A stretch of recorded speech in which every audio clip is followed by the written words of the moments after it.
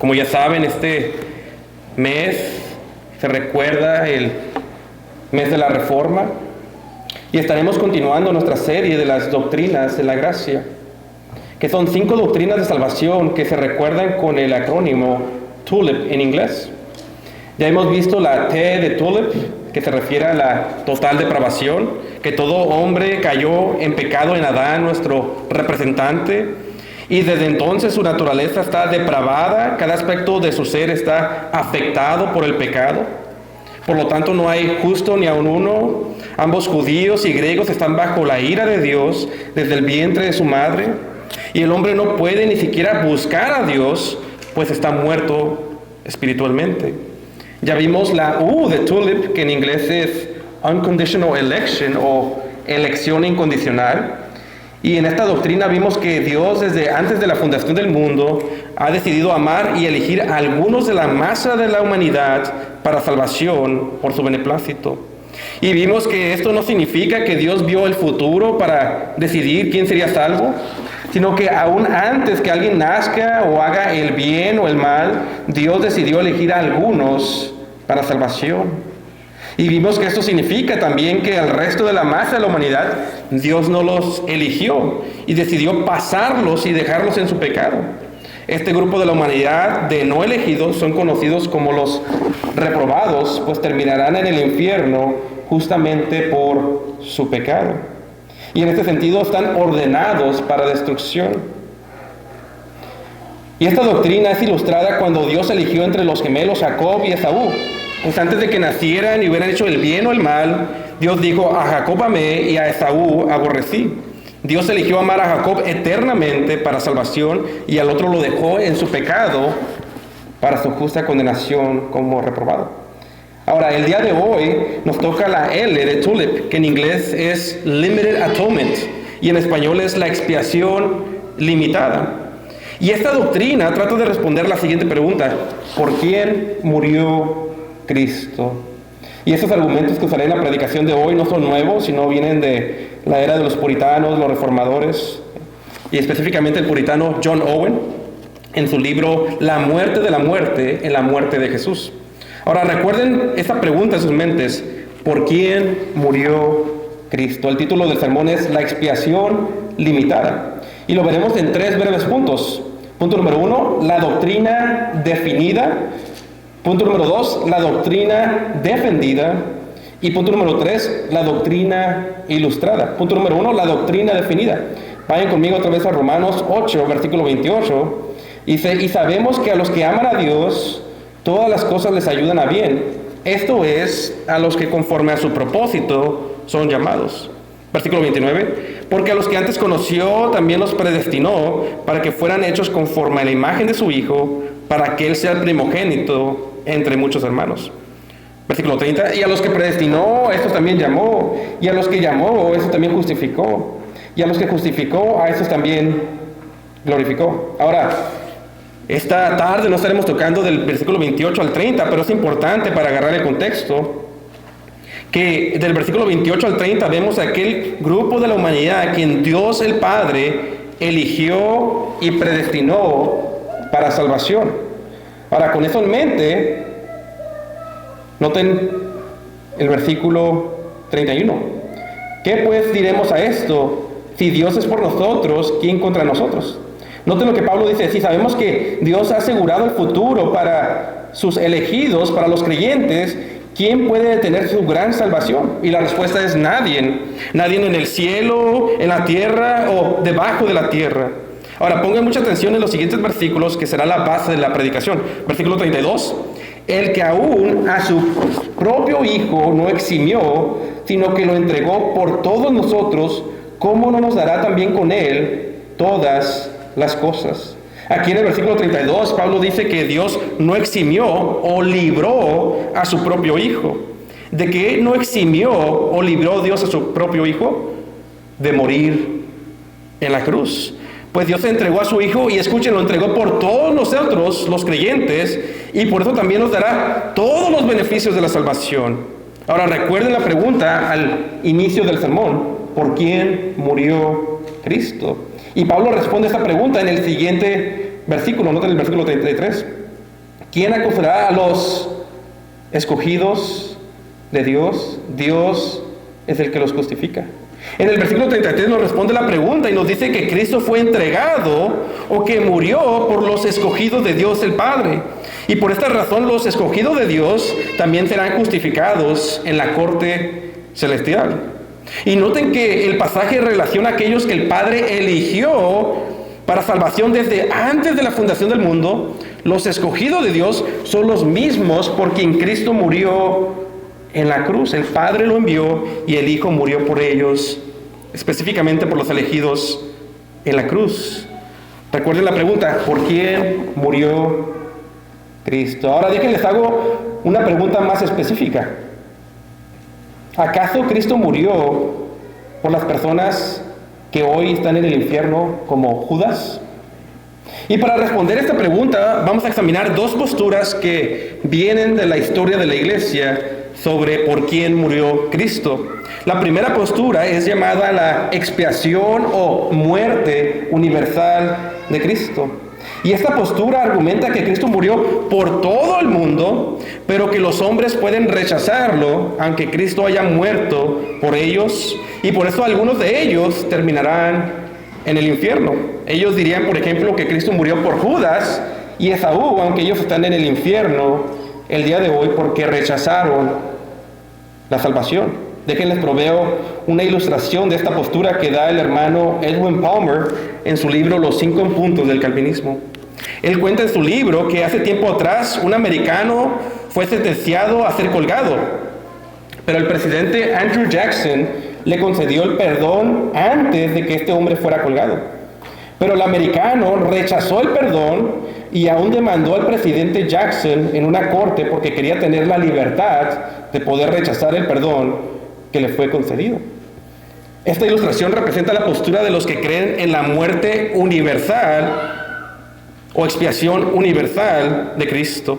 Ellos creen que Cristo murió por todo el mundo, pero que personas como Judas y Esaú pueden rechazar el evangelio y por esto terminan en el infierno.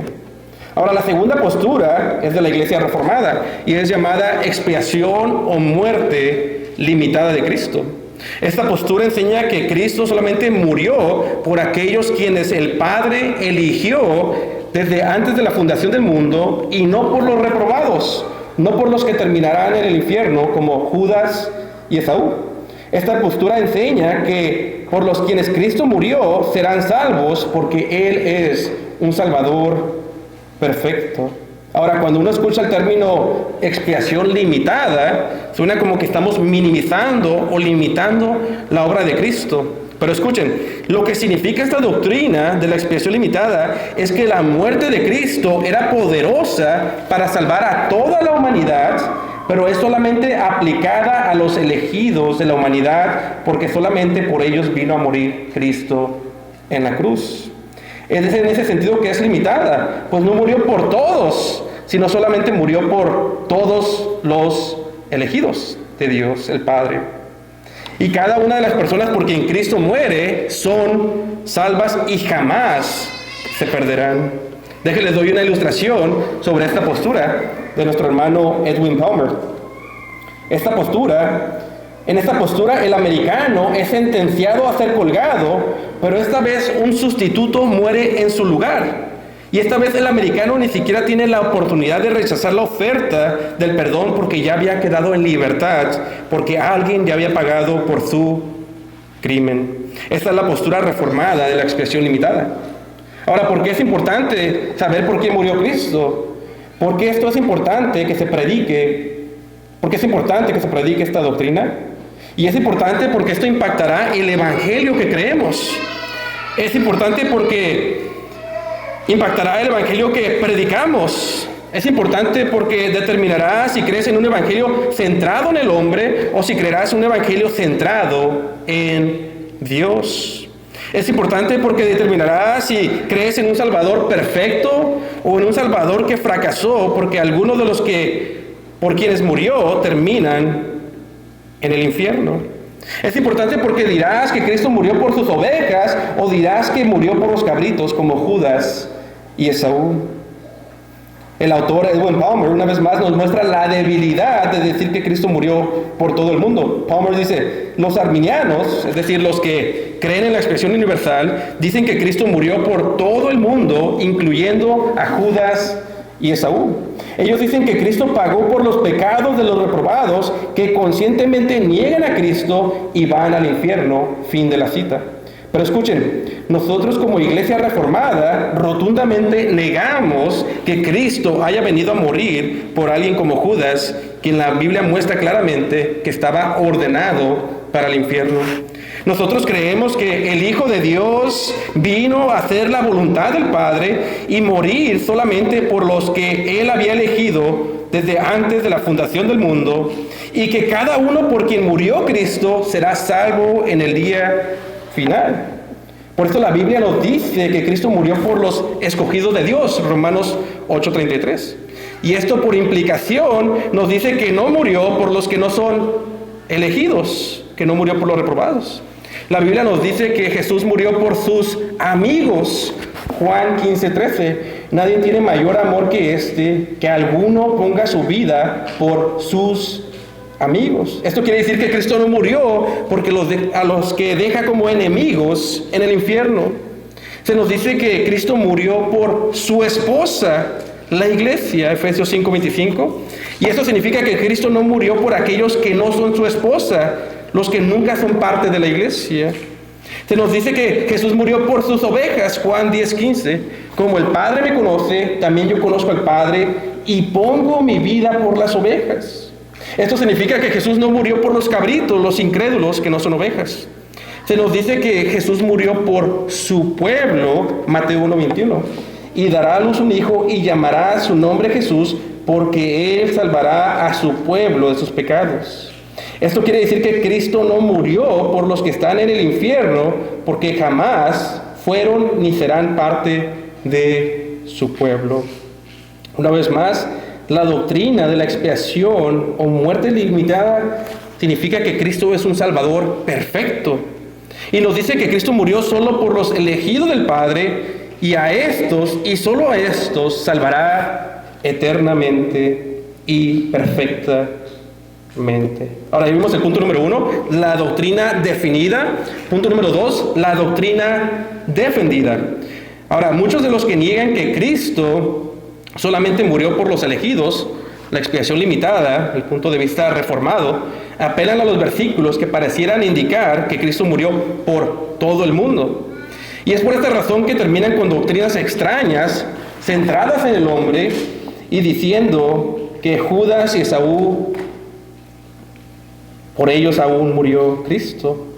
Por lo tanto, veamos algunos de estos pasajes que parecieran decir que Cristo murió por todas las personas que jamás hayan existido en el mundo.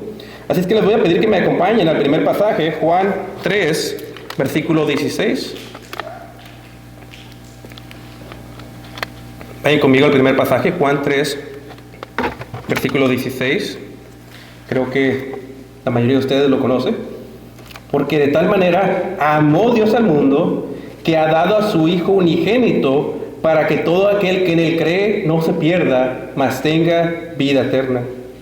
Hace poco vi un letrero en una oficina que decía, Jesús te ama. Y desafortunadamente estos letreros de Jesús te ama son muy populares en el mundo cristiano. Y yo creo que estos letreros son un producto de una mala interpretación de versículos como Juan 3:16.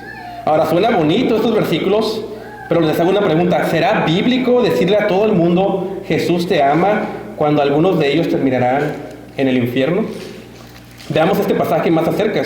Primero, noten que este pasaje limita la salvación solamente a aquellos que creen del mundo. Este pasaje limita la salvación solamente a aquellos que creen del mundo. Porque de tal manera amó Dios al mundo que ha dado a su Hijo unigénito. ¿Para quién? Para que todo aquel que en él cree no se pierda. Solo los que creen son los que no se perderán por la obra de Cristo.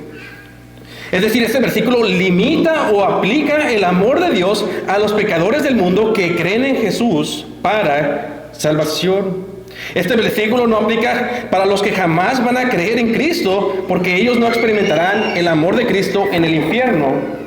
ni el perdón del Evangelio. Segundo, aquí la palabra mundo en Juan 3:16 no puede significar que Dios amó a todo el mundo o toda persona que jamás haya existido y que Jesús murió por todos ellos.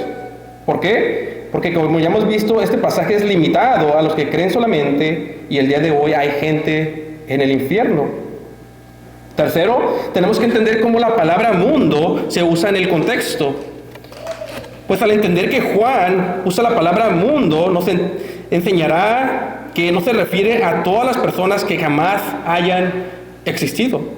Pero entonces, ¿por qué Juan usa la palabra mundo en relación con el Evangelio y el amor del Padre?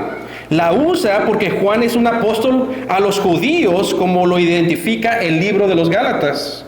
Y esto es importante porque los judíos creían que la salvación le pertenecía solamente a ellos, a los judíos. Pero aquí Juan les dice a los judíos que la salvación es para todo el mundo en general y no solamente para los judíos. Pero esto no significa que Cristo murió por toda la gente que jamás haya existido del mundo. Ahora, veamos algunos pasajes para entender Juan 3:16, cómo el mismo Juan usa la palabra mundo. Miren conmigo Juan capítulo 12, versículo 19. Vayan conmigo a Juan 12, versículo 19, y noten cómo la palabra mundo no significa que toda la gente que jamás haya existido. Juan 12, versículo 19.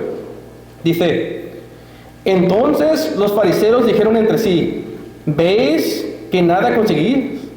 He aquí, todo el mundo se va tras él. Pregunta: ¿acaso esto significa que todo el mundo estaba en Jerusalén de manera literal y que iba detrás de Jesús?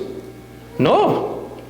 Vayan conmigo a uno más, a Juan 17, para que veamos cómo se usa la palabra mundo. Juan 17, y note conmigo el versículo 6. Juan 17, el versículo 6, y vemos cómo Jesús no vino a salvar a todo el mundo, sino a los que el Padre le dio del mundo. Juan 17, versículo 6 dice: Jesús, he manifestado tu nombre a los hombres que del mundo me diste. Tuyos eran y me los diste, y han guardado tu palabra. Ahora, noten a quién Jesús les ha manifestado: al Padre. Solo a los hombres que el Padre le dio del mundo, los elegidos. Y luego Jesús le dice al Padre: tuyos eran y me los diste, porque el Padre decidió amarlos eternamente desde antes de la fundación del mundo. Versículo 7: ahora han conocido que todas las cosas que me has dado proceden de ti. Versículo 8: porque les he dado las palabras que me diste, y ellos las recibieron y han conocido verdaderamente que salí de ti, y han creído que tú me enviaste.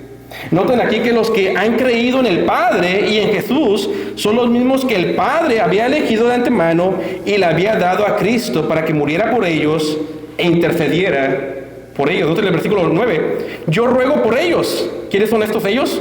Son los elegidos o los dados por el Padre a Jesús. Noten el versículo 9: yo ruego por ellos, no ruego por el mundo, sino por los que me diste, porque tuyos son. Noten que la palabra, primero noten que la palabra mundo no siempre significa toda la gente que jamás haya existido, sino Cristo no oró por nadie.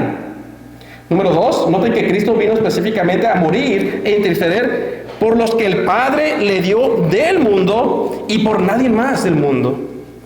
Pero entonces, ¿qué significa Juan 3:16? Que Dios amó a pecadores, no solo de los judíos, sino todo tipo de personas de todo el mundo, y ha dado su único hijo a morir por estos pecadores exclusivamente, escuchen, solamente por los que creen en Él y por nadie más. Es un amor exclusivo a los pecadores del mundo, y es un amor grande por aquellos pecadores del mundo que entienden que el Mesías vino a morir por ellos y no solamente por los judíos. Pero no vino a morir por los que están en el infierno, como Judas y Esaú. Ahora, segundo pasaje que usan lo de la otra postura para hablar que Cristo murió por todo el mundo está en Primera de Juan, no Juan, pero Primera de Juan. Les pido que me sigan por favor aquí. Primera de Juan, solamente vamos a ver 3. Ya vimos uno. Segundo pasaje, Primera de Juan, capítulo 2.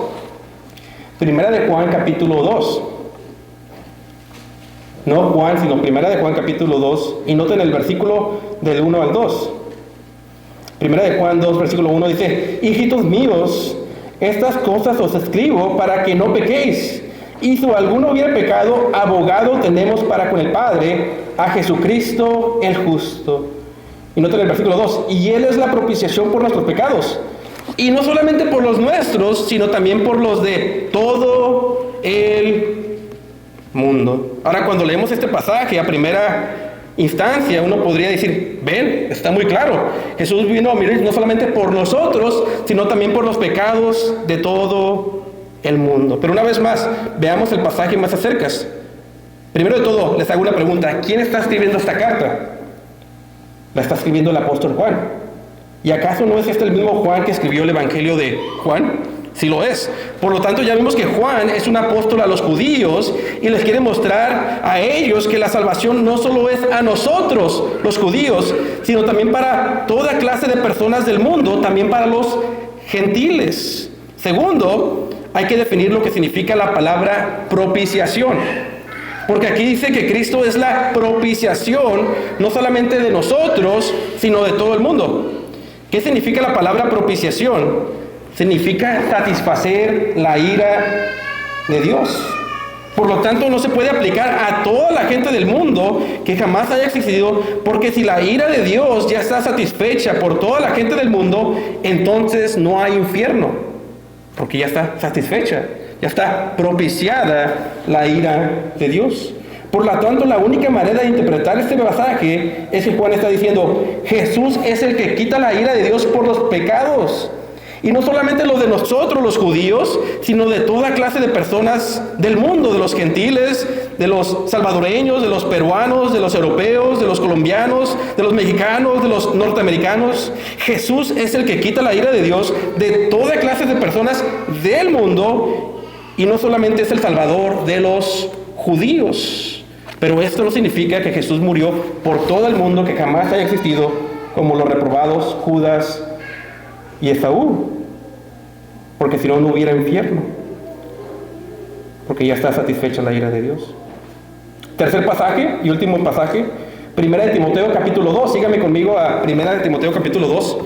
Estos son los pasajes clásicos que usan lo de la postura arminiana. Primera de Timoteo capítulo 2, y noten conmigo desde el versículo 3 al versículo 6. Primera de Timoteo 2, versículo 3, dice: porque esto es bueno y agradable delante de Dios, nuestro Salvador, quien quiere que todos los hombres sean salvos y vengan al conocimiento de la verdad.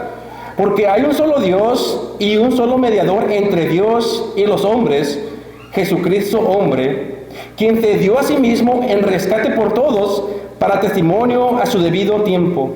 Ahora, usualmente cuando vemos este pasaje una vez más, ahí está, Cristo murió por todos y quiere que todos los hombres sean salvos, como vemos en el versículo 4 y el versículo 6.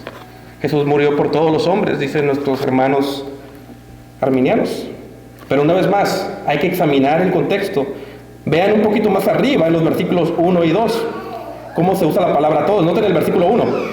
Pablo dice: exhorto pues ante todo que se hagan rogativas, oraciones, peticiones, acciones de gracia. ¿Por quién? Por todos los hombres. Ahora, noten cómo se define todos los hombres en el versículo 2. Por los reyes y por todos los que están en eminencia, para que vivamos quieta y reposadamente en toda piedad y honestidad. Aquí en el versículo 1, Pablo llama a la iglesia a orar por todos los hombres. Pregunta: cuando llama a la iglesia a que ore por todos los hombres, ¿está llamándolos a que oren por todos los hombres que jamás hayan existido en la historia del mundo? No, sería ridículo. Y yo no sé ustedes, pero yo no quiero estar en una oración, pero tengo que orar por todos los hombres que jamás hayan existido del mundo, que ni siquiera conozco.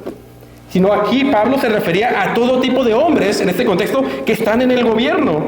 Pero el punto es que este es el mismo Pablo que usa en los siguientes versículos la palabra todo, no para hablar de toda la humanidad, sino de todo tipo de hombres. Ahora, con esto en mente, lean los versículos 3 al 4. Porque esto es bueno y agradable delante de Dios, nuestro Salvador, quien quiere que todos los hombres, que todo tipo de hombres sean salvos y vengan al conocimiento de la verdad. Versículo 5. Porque hay un solo Dios y un solo mediador entre Dios y los hombres, Jesucristo hombre, quien se dio a sí mismo en rescate por todos, por todos los elegidos y por todo tipo de hombres, para que testimonio a su debido tiempo.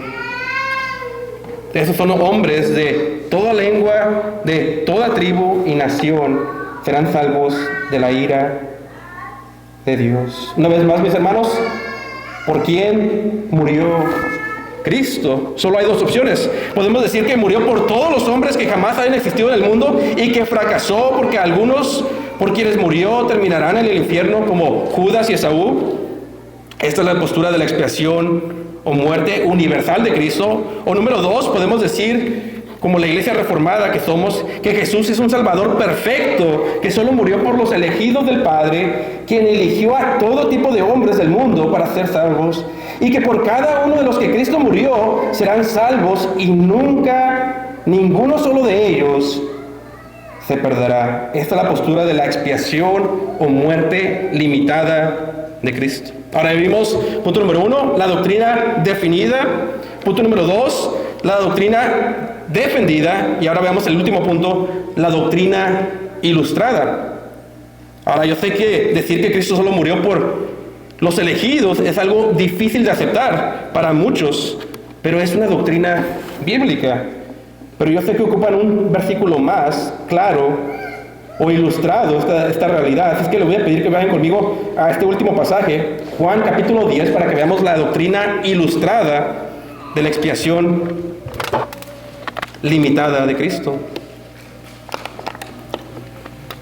En Juan capítulo 10, Jesús está haciendo una exposición usando la ilustración del buen pastor y sus ovejas. Ahora, noten conmigo cuidadosamente el versículo 11. Dice, yo soy el buen pastor su vida da por las, ¿qué? Ovejas.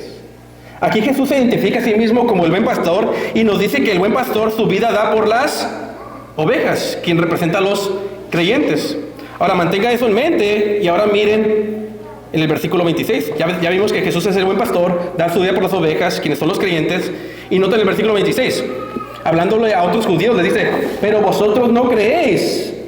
¿Por qué no creen? Porque no sois de mis ovejas, como os he dicho. Ahora en el versículo 11, Jesús nos dijo, yo soy el buen pastor y mi vida doy por las ovejas. Pero en el versículo 26, a algunos judíos, Jesús les dice, ustedes no son de mis ovejas. Pregunta, si Cristo dio su vida por las ovejas, y a esto les dice, a este grupo, otro grupo le dice, ustedes no son de mis ovejas, ¿acaso Cristo murió por ellos? La respuesta es no. Jesús no murió por ellos porque no eran de sus ovejas, y Él solo da su vida por las ovejas y no por los cabritos. Noten el versículo 27. Mis ovejas oyen mi voz y yo las conozco y me siguen. Ahora, escuchen esto con mucho cuidado. Este grupo de personas del versículo 27, por las que Cristo murió, no se convirtieron en ovejas cuando creyeron en el Evangelio. Escuchen una vez más. Este grupo de personas del versículo 27, por las que Cristo murió, no se convirtieron en ovejas cuando creyeron en el Evangelio. No. Este grupo de personas, según la Biblia, ya eran ovejas. Y como ya eran ovejas, que es otra manera de decir, es una manera de decir los elegidos de Dios, entonces cuando escucharon la voz de Cristo en el Evangelio, creyeron en Él. En otras palabras, aquí ovejas es sinónimo de los elegidos por el Padre, por quienes Cristo muere, y cuando escuchan el Evangelio, ellos empiezan a seguir a Cristo. En aplicación para los cristianos, esto es un misterio, pero esto quiere decir que tú, antes de ser salvo, escuchen, aunque tenías la ira de Dios sobre ti, tú ya eras una oveja o uno de los elegidos del Padre.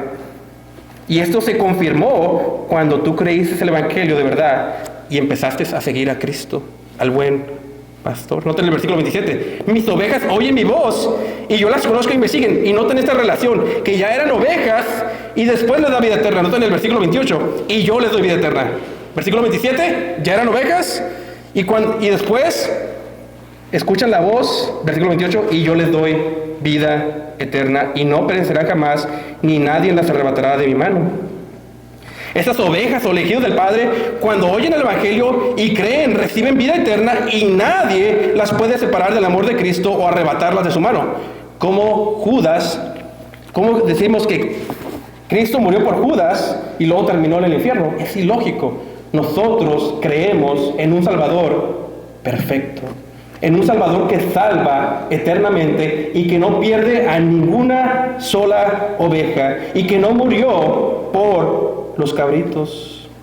Versículo 29. Mi Padre que me las dio, mayor que todos es, y nadie las puede arrebatar de la mano de mi Padre. Ahora, ¿quién le dio estas ovejas o estos elegidos al Hijo para que muriera por ellas? El Padre. Y aquí vemos claramente que Cristo solo muere por las ovejas o los elegidos del Padre, y a los otros judíos Jesús les dice: ustedes no son de mis ovejas. ¿Acaso Cristo murió por ellos? De ninguna manera. Jesús solamente muere por sus ovejas, por los elegidos de Dios, y cada uno de los que muere no los pierde jamás. Él es un Salvador perfecto, y a esto nos referimos con la expiación o muerte limitada de Cristo, que solamente es aplicada a aquellos por quienes murió. Yo les leo Romanos 8:32. El que aún a su propio Hijo no eximió, sino que lo entregó por todos nosotros, ¿cómo no nos dará también con él todas las cosas? Versículo 33. ¿Quién acusará a los escogidos de Dios? Jesús murió por los que el Padre predestinó, por los escogidos de Dios. Cristo murió por sus ovejas. Cristo murió por su pueblo. Cristo murió por su iglesia. Cristo murió por sus amigos. Pero hay unos que no son de sus ovejas, como Judas y Esaú. Y todo aquel que no es elegido del Padre terminará en el infierno por su pecado, porque Cristo no murió por ellos. Pero ellos están ahí por su pecado, porque ellos aman el pecar. Antes de terminar, siempre queremos traer esto al punto práctico. Solamente quiero dar una sola breve aplicación, y es sobre cómo evangelizar correctamente cuando entendemos esta doctrina. ¿Por qué digo esto? Muchas veces cuando evangelizamos tenemos la tendencia de decirle a la gente: Cristo murió por ti, o también decirles: Cristo te ama. Pero esta no es una manera correcta de evangelizar, porque nosotros no sabemos si Cristo murió por esa persona o no. Y nosotros no le podemos decir a una persona: Cristo te ama, y sonreírles, y esa persona terminará en el infierno porque eres un mentiroso. Pero entonces, ¿cómo evangelizamos? ¿Cómo le hablamos del amor de Cristo al mundo? ¿Cómo les hablamos de esta clase de amor del Padre? Un solo versículo, vayan conmigo a Hechos 13. Un solo versículo, último versículo, y terminamos. Hechos 13, y noten el versículo 48. Hechos 13 y el versículo 48 dice: y los gentiles, oyendo esto, se regocijaban y glorificaban la palabra del Señor, y creyeron todos los que estaban ordenados para vida eterna. Pablo aquí en este contexto, si lo leen todo, le predicó a los judíos y a los gentiles, y muchos judíos se burlaron de él, pero él le predicó el evangelio a todos los que escuchaban, a toda criatura sin excepción. Y como ya dije, algunos judíos se burlaban, pero escuchen, los gentiles creyeron. Pero ¿cuáles gentiles creyeron? Y creyeron, versículo 48, parte final, todos los que estaban ordenados para vida eterna. ¿Cuál era la diferencia entre los dos grupos? Los dos escucharon el mismo mensaje, el mismo poderoso evangelio, del mismo poderoso Salvador. ¿Cuál era la diferencia entre los dos grupos? Que unos estaban ordenados para vida eterna y otros no. Y nosotros debemos hacer lo mismo, como Pablo, predicarles a judíos y a gentiles, a toda criatura. Pregunta: ¿cómo les predicamos? ¿Cómo les hablamos del amor de Dios de una manera correcta? Bueno, usamos las palabras bíblicas. Le decimos a toda criatura: Dios los invita a todos libremente a la salvación, aunque solo creerán los que están ordenados para la vida eterna. Pero invitamos a todos, Como dice Isaías 55:1, yo se los leo. Los invitamos diciéndole: oh, todos los sedientos, venid a las aguas. Y a los que no tienen dinero, venid, comprad y comed. Venid, comprad sin dinero y sin precio vino y leche. Y les predicamos de la gran salvación de Cristo. Les invitamos a la salvación a los que no tienen dinero, a los que están quebrantados por su pecado. Les invitamos a comprar y a comer sin dinero y sin precio. Una salvación gratuita que representa el vino y la leche de la salvación. Y escuchen, no les decimos Cristo te ama, porque no sabemos si son elegidos, sería incorrecto. Sino que les decimos así: Dios amó tanto al mundo que Cristo vino a morir por los pecadores del mundo que crean en Él para salvación. Y todo aquel que en Él crea será salvo de la ira de Dios. Y cuando un elegido del Padre, una oveja, uno ordenado para vida eterna, escucha este mensaje, él cree y empieza a seguir a Cristo y Él les da vida eterna. Y así esa persona, esa oveja, experimenta el gran amor del Padre en Cristo de una manera verdadera. Y si tú estás aquí escuchando esta voz de Cristo en el Evangelio y aborreces tu pecado, ven, te invitamos, cree, te llamamos a experimentar el gran amor del Padre. Arrepiéntete y cree en esta gran salvación. Isaías 55:1, oh, todos los sedientos, venid a las aguas, y los que no tienen dinero, venid, comprad y comed, venid, comprad sin dinero y sin precio, vino y leche. Oremos. Señor, te damos gracias porque has enviado a tu Hijo a morir por aquellos que le dices de antemano. No porque lo merecíamos, sino que éramos los peores de los pecadores. Éramos lo sucio de la tierra, pero lo despreciado, a los que no tenían